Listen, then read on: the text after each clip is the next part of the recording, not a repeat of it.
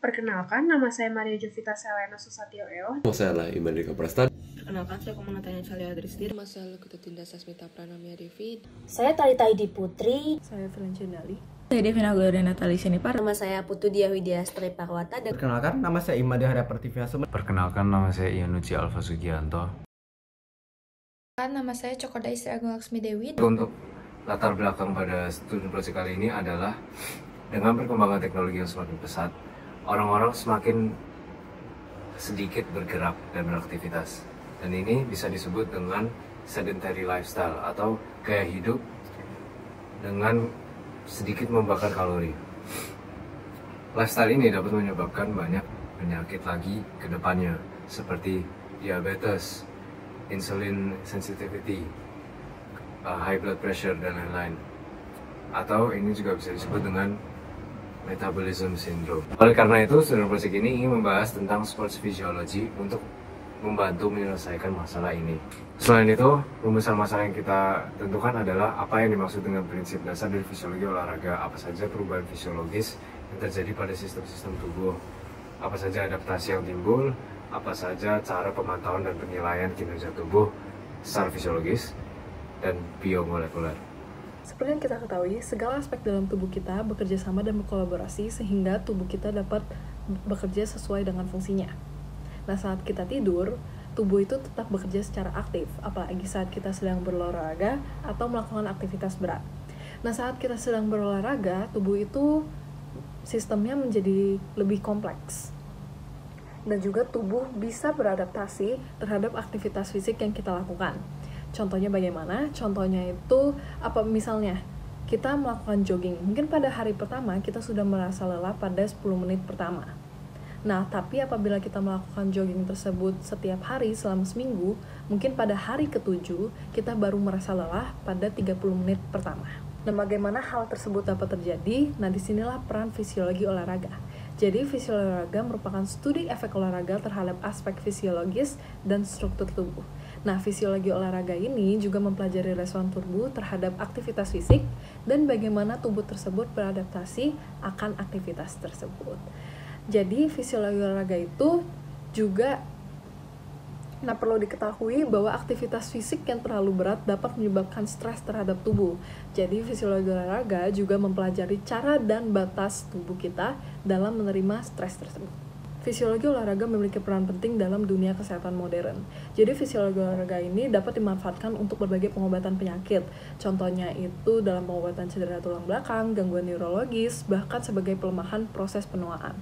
Nah, tidak hanya yang secara fisik, tetapi fisiologi olahraga juga membantu dalam kesehatan mental. Menurut studi dari Sydney, Australia, dikatakan bahwa orang dengan penyakit mental yang melakukan aktivitas fisik mendapatkan efek positif pada kesehatan mentalnya, fisik, dan Jadi pada homeostasis, saya akan membahas apa itu definisi dari homeostasis, proses homeostasis, mekanisme dari homeostasis, beserta contohnya. Jadi, homeostasis itu adalah kondisi pemeliharaan lingkungan internal tubuh yang dijaga dalam kisar normal tertentu demi keberlangsungan hidup sel-sel penyusun tubuh melalui mekanisme fisiologis tubuh.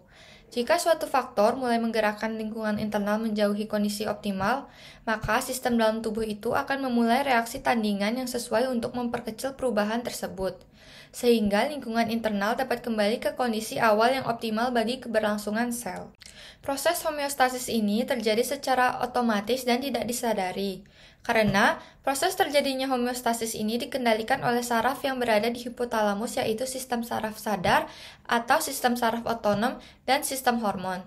Sistem saraf ini bekerja dengan menyampaikan pesan tentang apa yang terjadi di dalam tubuh dan menghantarkan impuls antar serabut dan bekerja secara cepat.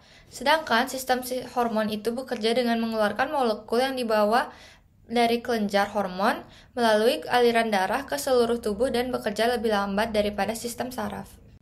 Untuk mekanisme homeostasis ini berlangsung dengan dua macam, yaitu sistem umpan balik negatif atau yang kita sebut dengan negative feedback dan sistem umpan balik positif atau yang kita sebut dengan positive feedback.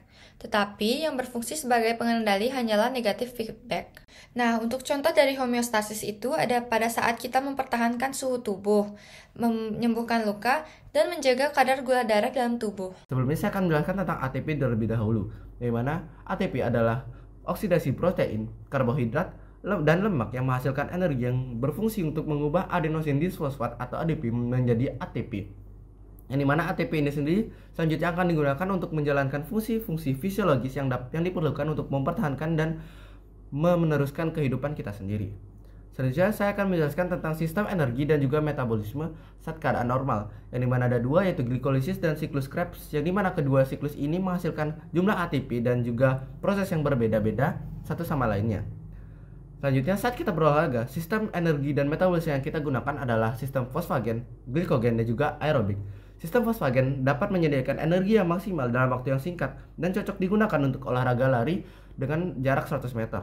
Lalu ada sistem glikogen dapat menyediakan energi maksimal dengan waktu 2 kali dari sistem fosfagen sebelumnya dan dapat digunakan untuk olahraga lari dengan jarak 200 meter. Yang terakhir adalah sistem aerobik, yaitu dapat menyediakan energi maksimal dengan waktu yang tidak terbatas selama masih adanya bahan makanan dalam tubuh kita sendiri, dan dapat digunakan untuk olahraga yang memerlukan waktu yang lama dan juga menggunakan energi yang konstan seperti jogging. Sekian dari saya, terima kasih. Konsumsi oksigen merupakan sebuah proses transportasi kompleks yang melibatkan difusi massal. Konsumsi oksigen juga melibatkan efek konveksi dari aliran plasma atau sitoplasma. Selain itu, properti eritrosit dan kinetik oksigen hemoglobin juga dapat berpengaruh dalam proses transport dalam jaringan mikrovaskular. Tubuh manusia mengandung kira-kira 2 liter cadangan oksigen yang dapat digunakan untuk melakukan metabolisme yang meliputi 0,5 liter dalam paru-paru, 0,25 liter larut dalam cairan tubuh, 1 liter berikatan dengan hemoglobin, dan 0,3 liter tersimpan dalam serat otot yang akan berikatan dengan mioglobin. Pada kerja fisik berat, tubuh akan menggunakan cadangan oksigen ini untuk melakukan metabolisme, dan setelah digunakan, cadangan oksigen ini harus kembali diisi dengan menghirup tambahan oksigen dan 9 liter oksigen lainnya untuk pemenuhan sistem fosfagen dan sistem laktat. Kapasitas aerobik merujuk pada kapasitas dari tubuh manusia untuk mengoksidasi karbohidrat dan lemak. Kapasitas aerobik berhubungan dengan kandungan hemoglobin yang ada di dalam eritrosit yang berfungsi untuk membawa oksigen dalam sirkulasi menuju jantung dan otot. Indeks dari kapasitas aerobik digunakan untuk mengukur kapasitas konsumsi oksigen maksimum manusia yang diukur dengan VO2 max dan level hemoglobin atau HbA. Manusia yang rajin melaksanakan latihan olahraga akan memiliki kapasitas aerobik yang lebih tinggi melalui mekanisme hematologi yang menyebabkan kondisi hipoksia. Kondisi ini menyebabkan kadar konsentrasi eritropoietin dalam tubuh naik, yang menyebabkan jumlah dan kualitas eritrosit meningkat, sehingga menyebabkan kapasitas VO2 max juga meningkat. Kapasitas aerobik dapat terus ditingkatkan dengan rajin melakukan aktivitas latihan olahraga seperti altitude training. Pertama, definisinya. Ambang batas laktat didefinisikan sebagai titik di mana laktat dalam darah mulai terakumulasi secara substansial di atas konsentrasi istirahat selama latihan dengan intensitas yang semakin meningkat. Nah, laktat itu adalah sejenis asam karboksilat yang dihasilkan saat intensitas olahraga tinggi serta berperan untuk memproduksi energi. Nah, peningkatan mendadak laktat dalam darah seiring dengan bertambahnya aktivitas juga disebut sebagai ambang batas anaerobik. Nah, fungsinya, ambang batas laktat biasanya dinyatakan sebagai persentase pengambilan oksigen maksimal atau persentase VO2 max. Ambang batas laktat pada 80% VO2 max menunjukkan toleransi latihan aerobik yang lebih besar dibandingkan ambang batas pada 60% VO2 max.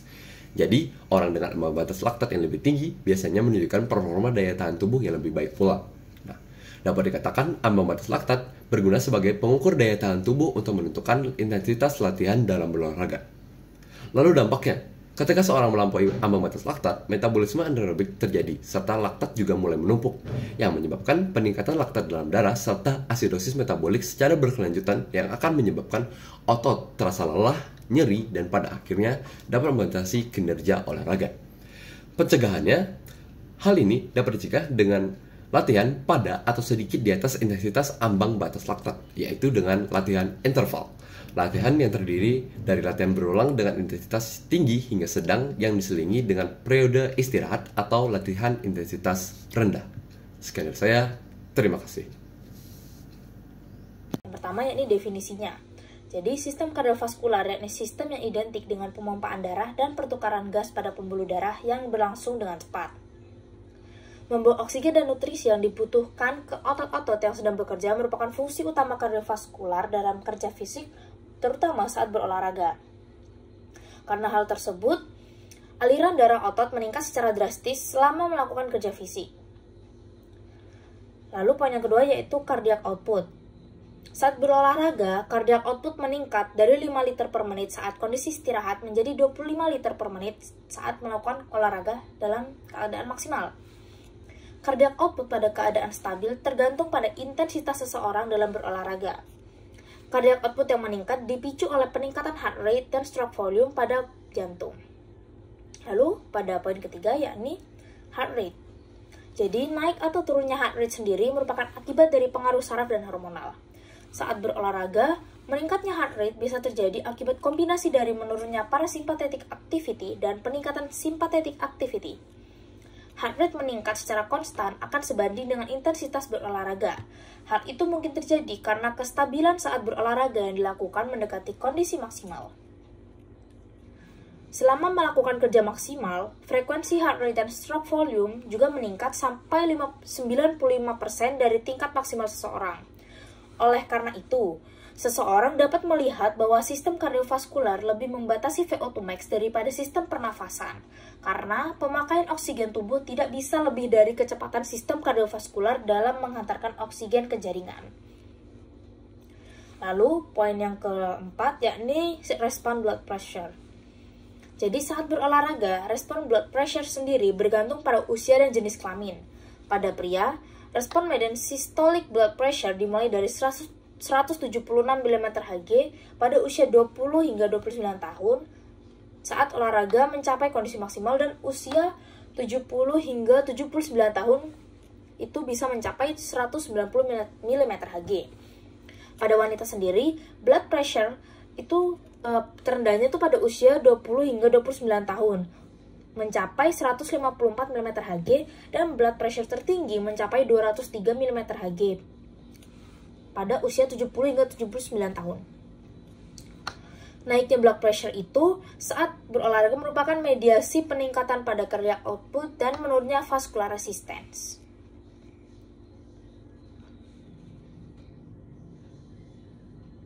Baik, sekian, terima kasih yang bisa saya sampaikan. Sekian. Pernafasan adalah proses penting dalam metabolisme manusia, memungkinkan pengambilan oksigen dan pengeluaran karbon dioksida. Sistem respirasi memiliki dua zona, yaitu zona konduksi dan zona pernafasan atau zona respiratori. Mekanika ventilasi paru melibatkan inspirasi dan juga ekspirasi. Didorong oleh perbedaan tekanan, inspirasi melibatkan kontraksi otot-otot pernafasan dan juga penurunan tekanan dalam paru-paru, sementara ekspirasi melibatkan relaksasi otot-otot pernafasan. Otot-otot seperti diafragma dan juga interkostal memainkan peran penting dalam mengubah volume paru-paru selama inspirasi dan ekspirasi. Melalui latihan, otot-otot ini dapat menjadi lebih bugar dan juga kuat. Volume paru terdiri dari beberapa komponen, termasuk volume tidal, volume cadangan inspirasi, volume cadangan ekspirasi, dan volume residu. Ini penting dalam memahami kapasitas paru-paru manusia. Selama aktivitas fisik, konsumsi oksigen dan ventilasi paru meningkat secara signifikan, terutama pada atlet yang terlatih dengan baik. Ini memberikan lapisan keamanan bagi tubuh dalam situasi-situasi yang memerlukan lebih banyak oksigen. Efisiensi pernapasan meningkat selama olahraga jangka panjang, yang meningkatkan kemampuan alveoli untuk menyerap oksigen dan memperbaiki fungsi paru-paru. Hal ini dapat mengurangi kebutuhan tubuh akan oksigen selama latihan, terutama pada tingkat beban kerja submaksimal. Muscles merupakan salah satu komponen penting penyusun tubuh manusia yang berfungsi untuk menyokong dan juga memungkinkan kita untuk bergerak bebas. Muscle fibers dibagi menjadi 3, yaitu slow oxidative, fast oxidative, dan juga fast glycolysis. Dalam muscle fibers ini terdapat myofibril yang berfungsi sebagai tempat sarkomer yang dilindungi oleh sarkolemma. Myofibril ini berfungsi untuk berkontraksi dan relaksasinya suatu otot.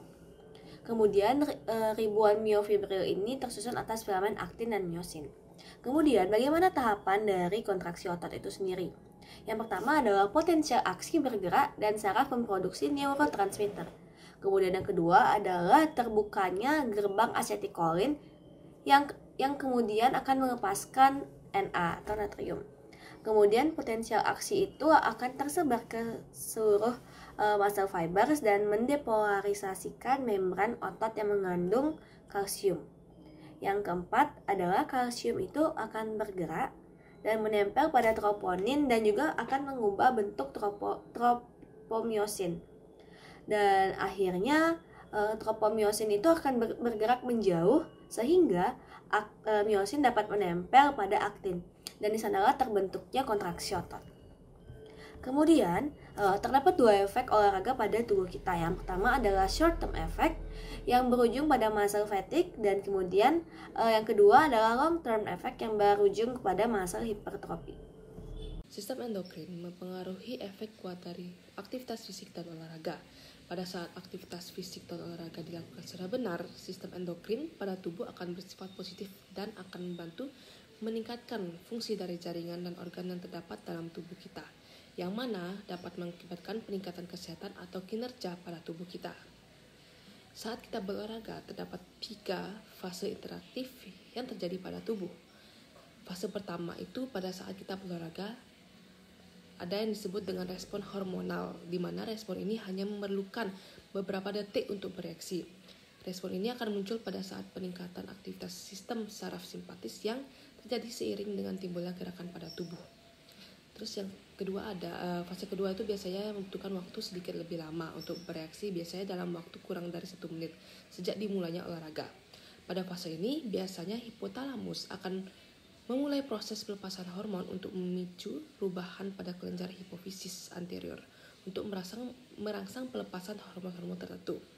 Pada saat kelenjar hipofisis mulai merespon rangsangan hipotalamus, hormon trofik mulai akan ditambahkan ke dalam sirkulasi, dan hormon-hormon ini akan mulai bekerja pada kelenjar target perifer untuk merangsang pelepasan hormon tambahan. Jika melakukan olahraga yang lebih lanjut, maka kita akan masuk ke dalam fase 3. Pada fase ini, respon sumbu simpatis adrenal akan diperkuat oleh hormon hipofisis interior dan posterior lainnya. Contohnya seperti hormon antidiuretik, hormon pertumbuhan, hormon prolaktin, dan juga yang kelenjar endokrin perifer yang mengikuti regulasi hipofisis. Sekian, terima kasih. Pada kesempatan ini, saya akan menjelaskan tentang faktor lingkungan terhadap fisiologi saat berolahraga. Faktornya itu yang pertama ada suhu. Suhu lingkungan yang tinggi dapat menyebabkan dehidrasi dan kelelahan. Dan pada suhu yang rendah dapat menyebabkan hipotermia dan berbahaya bagi kesehatan. Nah, pada kelembapan yang tinggi dapat membuat tubuh sulit untuk mengeluarkan keringat, sehingga suhu tubuh dapat meningkat dan menyebabkan kelelahan. Pada radiasi matahari dapat menyebabkan kulit terbakar dan merusak DNA. Lalu yang terakhir ketinggian. Saat berolahraga di ketinggian yang tinggi, tekanan udara menjadi lebih rendah dan menyebabkan kesulitan dalam memperoleh oksigen. Sekian dan terima kasih. Baik, berikutnya saya akan menjelaskan tentang komposisi tubuh. Komposisi tubuh manusia dapat dibagi menjadi 3 komponen utama, yaitu lemak, otot, dan tulang. Hal ini dapat dipengaruhi oleh beberapa faktor seperti umur, tingkat aktivitas, dan juga jenis kelamin. Oke, umur. Kualitas komposisi tubuh kita menurun dengan meningkatnya usia. Jumlah massa lemak akan meningkat, massa otot dan juga massa tulang akan menurun. Dengan perubahan-perubahan ini, tentu saja basal metabolic rate-nya juga akan menurun dengan semakin tidak beraktivitasnya orang-orang tua. Oke, berikutnya adalah tingkat aktivitas. Dapat merubah komposisi tubuh menjadi lebih baik. Lebih baik di sini itu maksudnya lebih sehat. Seperti menurunkan lemak dengan dibakarnya, meningkatkan otot dan juga bone mineral density. Jadi dengan olahraga tentu saja ototnya akan dilatih dan membuat otot baru, dan ini juga akan meningkatkan basal metabolic rate. Yang ketiga adalah jenis kelamin. Ada perbedaan antar jenis kelamin tentang komposisi tubuh. Menurut beberapa riset dan juga banyak data yang telah dikumpulkan, laki-laki cenderung memiliki lebih sedikit lemak, lebih banyak otot dan juga lebih banyak tulang. Begitu dan sebaliknya pada perempuan, lebih banyak lemak, lebih sedikit otot dan lebih sedikit tulang. Oke, berikutnya saya akan menjelaskan tentang penanda kinerja fisiologis dan biomolekuler. Yang pertama yaitu VO2 max. Ini dapat memonitor kondisi fisik, kemampuan aerobik, dan juga kesehatan kardiovaskular dengan cara melihat kapasitas maksimum oksigen yang dapat digunakan pada satuan waktu tertentu.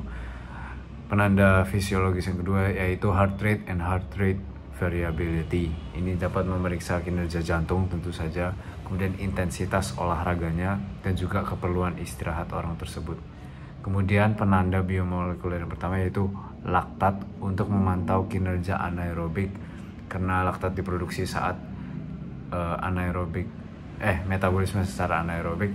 Kemudian kreatin kinase untuk memantau status kesehatan otot, karena ini adalah enzim yang membantu dalam sistem fosfokreatin ketika kita berolahraga. Baik, izinkan saya melanjutkan presentasinya pada subbab protokol penunjuan untuk menilai kinerja dan kebugaran. Nah, dalam fisiologi olahraga, untuk menilai dan mengukur kinerja yang dimiliki seseorang dapat dilakukan dengan tes, pengukuran, dan evaluasi, di mana tes dapat diartikan sebagai alat untuk mengukur dan memperoleh informasi dari suatu objek atau individu. Pengukuran adalah suatu proses pengumpulan data secara objektif, dan evaluasi adalah pemaknaan dari hasil yang didapatkan. Nah, pilihan ini banyak manfaatnya, dan manfaat yang paling penting adalah kita bisa tahu kekuatan dan kelemahan dari seorang atlet. Nah, terdapat beberapa komponen yang menjadi tujuan pilihan itu tersendiri, seperti kekuatan, antropometri, ketahanan, tekanan darah, pernafasan, dan lain-lain. Dan untuk memaksimalkan pengukuran, ada baiknya kita melakukan persiapan dan mengetahui kriteria dari pengukuran itu sendiri. Persiapan yang dapat dilakukan seperti persiapan nutrisi, contohnya tidak meminum alkohol dalam waktu 24 jam sebelum tes, persiapan fisik, dan pemanasan. Sedangkan untuk melakukan pengukuran, ada kriteria yang harus dipenuhi, yaitu yang pertama reliable, objektif, valid, memiliki petunjuk pelaksanaan, dan norma tes. Nah, pengukuran juga banyak jenisnya. Beberapa contohnya sesuai dengan komponen-komponen penilaian adalah yang pertama pengukuran antrometri, yang kedua pengukuran tekanan darah yang dilakukan dengan tensimeter, pengukuran kapasitas paru yang dilakukan dengan spirometer, pengukuran daya tahan yang dilakukan dengan lari, pengukuran kekuatan misalnya otot perut dengan sit up, yang semuanya memiliki norma, alat, prosedur, dan kriteria penilaiannya masing-masing. Jadi kesimpulan dari fisiologi olahraga adalah fisiologi olahraga merupakan studi efek olahraga terhadap aspek fisiologi struktur tubuh, serta mempelajari respon tubuh terhadap aktivitas fisik dan bagaimana tubuh beradaptasi akan aktivitas tersebut. Fisiologi olahraga dapat dimanfaatkan dalam berbagai pengobatan penyakit, yaitu sebagai pengobatan cedera tulang belakang, gangguan neurologis, dan pelemahan proses penuaan. Terdapat beberapa prinsip dalam fisiologi olahraga, yaitu homeostasis, sistem metabolisme, kapasitas aerobik, dan produksi laktat. Dan juga ada adaptasi fisiologis saat berolahraga seperti sistem kardiovaskular, sistem yang identik dengan pemompaan darah dan pertukaran gas pada pembuluh darah yang berlangsung secara cepat.